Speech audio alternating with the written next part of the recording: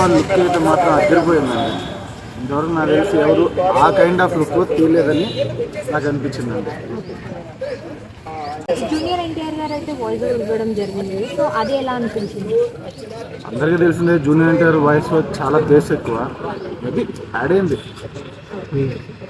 So ఇవ్వాలండి, ఇవ్వకపోతే తప్పదు, గట్టిగా ఇవ్వాలి. సో మన తెలుగు ఇండస్ట్రీలోకి ఫస్ట్ ఫిలిం డెబ్యూతో ఎంటర్ అయినటువంటి భాగ్యశ్రీ గారికి కూడా ప్రాబ్లమ్ ఫేస్ చేశారు. తన సెకండ్ ఫిలిం కదా, సో దీంతో అయినా తన సక్సెస్ ట్రాక్ ఎక్కుతుంది అనుకుంటున్నారా? హిట్ ఫ్లాప్ అని తీసి పక్కన పెడితే భాగ్యశ్రీ బోస్ ఫెంటాస్టిక్ యాక్టర్. ఈ సినిమా ఖచ్చితంగా కాన్సెప్ట్ కనుక బాగుంటే స్ట్రాంగ్ కంబ్యాక్ అండి భాగ్యశ్రీ. సో కింగ్డమ్లో ఉన్నటువంటి ఆ బీజియం మీకు ఎలా అనిపించింది? నిజంగా సాలిడ్గా అనిపించింది. మేబీ థియేటర్ ఎక్స్పీరియన్సెస్ ఇంకా బాగుంటుందేమో నాకు అనిపించింది. ఓవరాల్గా విజయ్ దేవరకొండ కెరియర్లో రిలీజ్ అవబోతున్న ఈ కింగ్డమ్ పైన అతనికి ఎలా ఉండబోతుంది, అతని కెరియర్ ఆఫ్టర్ కింగ్డమ్ ఎలా ఉండబోతుంది అనుకుంటున్నారు?